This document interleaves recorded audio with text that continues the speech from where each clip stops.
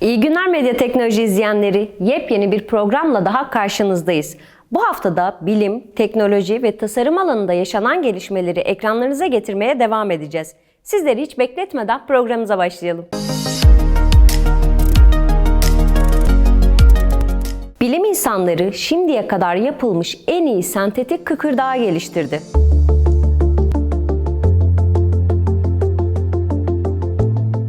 Yaralanmalar veya yaşlanma sonucu oluşan aşınma ve yıpranma nedeniyle işlevini yitiren diz kıkırdağı, bugüne kadar yerine başka bir materyal konulması en zor biyolojik maddelerden biriydi. Kıkırdaklar yeniden oluşmadığı veya büyümediği için bugüne kadar bu maddenin yerine farklı türevlerde jeller denendi.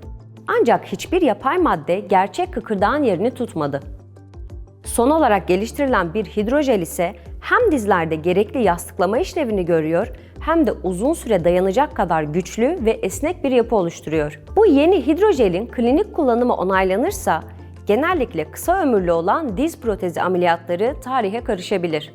Duke Üniversitesi'nden kimyager Ben Wiley, kıkırdağın yapısına birebir sahip olan bir hidrojel yaratmak için yola çıktık ve bunu başardığımızı düşünüyoruz diyor. 3 farklı materyalin karışımı olan yeni hidrojel, zarar görmeden ve şekil değiştirmeden yüz binlerce kez esneyebiliyor, baskılanabiliyor ve bükülebiliyor.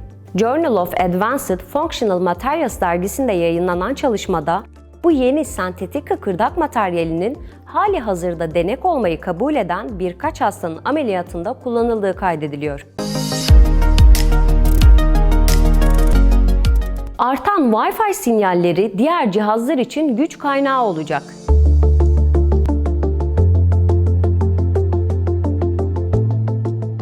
Kullanılmayan Wi-Fi sinyallerinin toplanıp küçük elektronik cihazları güç sağlamak için enerjiye dönüştürülebileceği ortaya çıkarıldı. Keşif, Singapur Ulusal Üniversitesi ve Japonya Tohoku Üniversitesi'nden bir araştırma ekibinden geldi.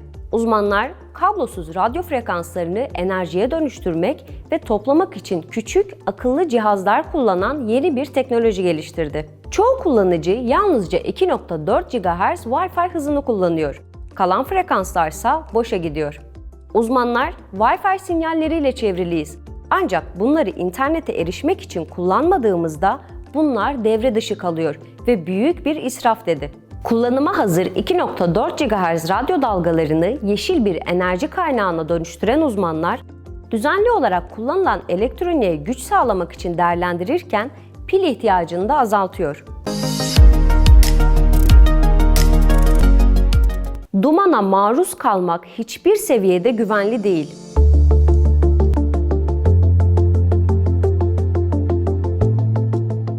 Hamile kadınların neredeyse çeyreği evlerinde, işte, bir arkadaşlarının ya da akrabalarının yanında pasif içici olduklarını söylüyor. Yapılan yeni bir araştırmaya göre bu durum, bebeklerde gelişim bozuklukları ve kanser tehlikesini arttırabilecek epigenetik değişimlerle bağlantı sergiliyor.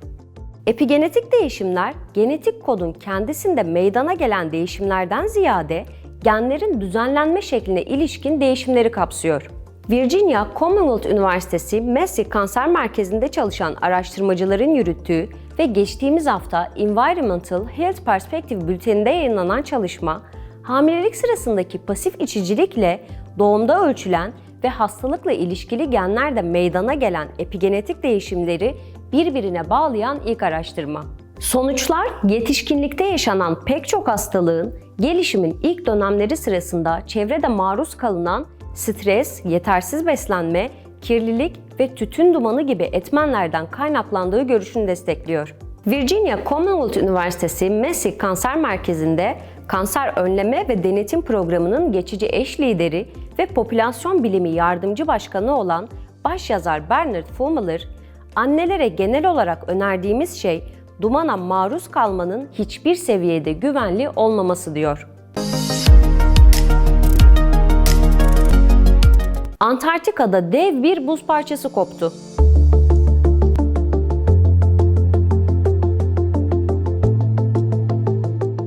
Antarktika'nın kuzeybatısında bulunan Ross buz sahanlığından New York City'nin 4 katı büyüklüğünde devasa bir buz parçası koptu. Kopan parça 4320 kilometrekarelik büyüklüğüyle dünyanın en büyük buzdağı oldu. A-76 olarak adlandırılan buzdağı şu an Weddell Denizi'nde yüzüyor. Buzdağının kırılma ve bağlı olduğu Ron buz sahanlığından ayrılma anları Avrupa Uzay Ajansı'nın Sentinel-1 uydusuyla görüntülendi. İlk olarak 13 Mayıs tarihinde çatlayarak sahanlıktan ayrılmaya başlayan buzdağı ardından Weddell Denizi'ne doğru hareket etmeye başladı. Buz parçalarının dahil oldukları buz sahanlıklarından ayrılarak yüzmeye başlaması aslında sık karşılaşılan bir durum. Öyle ki geçmişte A-76'ten çok daha büyük buzdağları bile kopmuştu. Fakat uzmanlar gezegenimizde yaşanan iklim değişikliğinin bu kopmaları hızlandırabildiğini ve sayısının artmasına sebep olabildiğini ifade ediyor.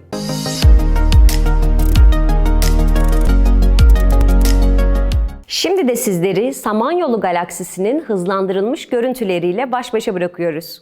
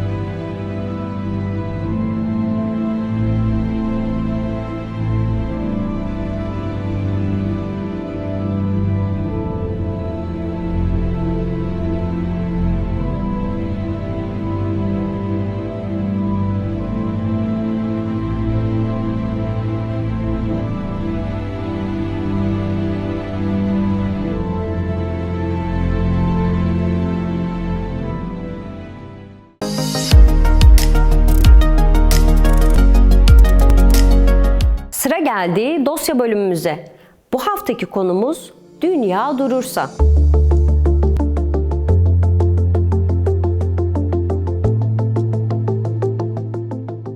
...1951 yapımı The Day the Earth Still Stood Still'de Clouto adlı bir uzaylı ve robot arkadaşı Gord, gelişmiş uzaylı teknolojilerini kullanarak dünyadaki neredeyse tüm elektronik teçhizatı aynı anda durduruyor.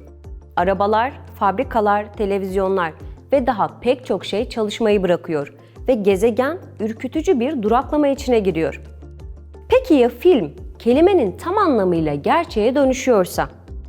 Daha da güçlü bir alete sahip bir uzaylı hayal edin. Gezegenimizin dönüşünü durdurabilecek bir uzaylı. The Day the Earth Stopped Spinning, Hollywood orijinalinden çok daha yıkıcı bir film olurdu. Farkında olmayabiliriz. Ancak gezegenimizin dönüşü dünyadaki en temel süreçlerden biri.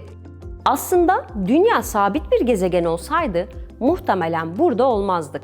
Dünya bir anda dönmeyi bırakırsa gezegenin yüzeyinin çoğu için çok büyük bir felaket olurdu. Hissetmesek de hepimiz dönerken gezegenle birlikte hareket ediyoruz. Ekvatorda bu saatte yaklaşık 1.609 km hıza çıkıyor. Gezegeni aniden durdurursanız üzerinde oturan her şey doğuya doğru uçar. İnsanların, evlerin, ağaçların, kayaların ve daha fazlasının saatte yüzlerce kilometre hızla yana doğru fırlatıldığını hayal edin. Sonrasında hala neredeyse gezegen kadar hızlı dönen yüksek hızlı rüzgarlar yüzeyi temizlerdi. Yavaşlama daha kademeli olarak gerçekleşseydi etkiler yine de dramatik olacak. Ancak daha uzun bir süre boyunca ortaya çıkacaktı. Fark edebileceğimiz ilk şey Güneş'in artık bir gün boyunca gökyüzünde dolaşmıyor olmasıdır. Güneş'in görünürdeki hareketi Dünya'nın dönüşünden gelir. Yani eğer gezegen durağan olsaydı tek bir günün yarım yıl sürmesine neden olurdu. Alışkın olduğumuz 24 saatlik günler olmasaydı biyolojik sirkadiyen ritimler tamamen geçersiz hale gelirdi. Vücudumuza ne zaman uyuyacağını ve ne zaman uyanacağını söyleyen ritmik hücresel süreçler kısmen güneş ışığının işlev görmesi için yapılan düzenli değişikliklere bağlıdır. Arılardan ağaçlara kadar dünyadaki birçok canlı yaşamlarını sürdürmek için sirkadiyen ritimlere güveniyor. Bu döngüleri değiştirmek normal davranış kalıplarını alt üst edebilir. Dünya üzerindeki atmosferik modeller de gezegenin dönüşüne bağlıdır. Gezegen dönmeyi durdurursa hava akımlarının hareket etme şeklini büyük ölçüde değiştirirdi. Bugün gördüğümüz rüzgar modelleri dünya çapında yağışların ve sıcaklıkların arttırılmasında önemli bir rol oynuyor. Hava akımlarındaki herhangi bir değişiklik, örneğin ormanların şu anda bulunduğu yerlerde çöllerin çiçek açmasına veya donmuş tundranın yaşanabilir hale gelmesine neden olabilir. İklim değişikliği küresel hava modellerini değiştirdikçe çok daha küçük ölçekte de olsa benzer bir şeyi şimdiden görüyoruz. Sonuçlar belirli ortamlara bağlı organizmalar için felaket olabilir. Dönmeyen bir dünya aynı zamanda kasırgaların sonu anlamına da gelir. Dönen devasa fırtınalar gezegenin dönüşünden kaynaklanan Coriolis kuvvetleri tarafından oluşturulur. Büyüyen bir fırtınanın alçak basınç alanına çekilen rüzgarlar, kuzey yarımkürede saat yönünün tersine ve güney yarımkürede saat yönünde döndürülerek bir kasırgayı tanımlayan spiral çizgiler ve merkezi göz ortaya çıkarır. Bu süreç fırtınaların bu kadar güçlü büyümesinin bir nedenidir.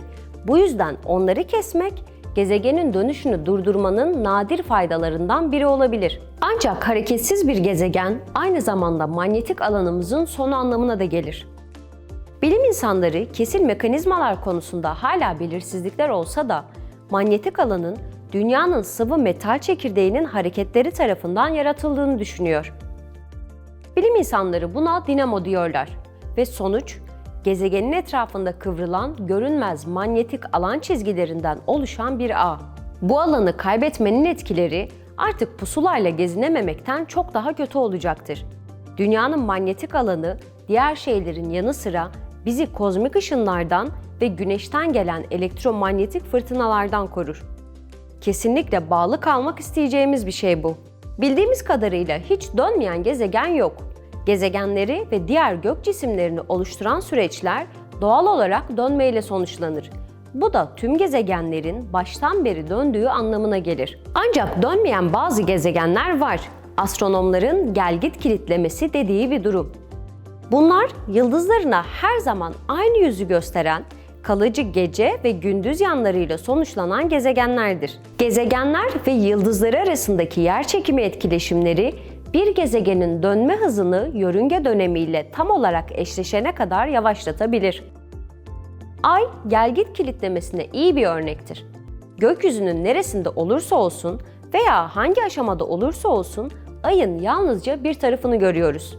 Çünkü gelgitte Dünya'ya kilitlendi. Aynı durum muhtemelen birçok dış gezegende, özellikle de yerçekiminin daha güçlü olduğu yıldızlarına yakın olanlarda meydana gelir. Bu gezegenler uç yerler gibi görünse de bir tarafı donmuş, diğer tarafı pişmiştir. Bazı bilim insanları hayatın orada hala bir yol bulabileceğini öne sürerler. Bazı gökbilimciler dünya dışı yaşamın günün geceye dönüştüğü yerin yakınında gelgitle kilitlenmiş dünyaların alacakaranlık bölgesinde mutlu bir ortam bulabileceğini düşünüyor. Diğerleri eğer gezegende yeterli ısı yayılabilirse atmosferik dolaşımın gelgitle kilitlenmiş bazı dünyaları her yerde ılıman tutabileceğini teorileştirdi. Dünyanın Güneş'e gelgitler halinde kilitlenmesi ise pek olası değildir. Bunun gerçekleşmesi için çok uzaktayız. Ve gezegenimizin dönüşü çok az yavaşlasa da gezegenimiz asla dönmeyi durdurmamalıdır. Çünkü bu bizler için bir felaket olacaktır.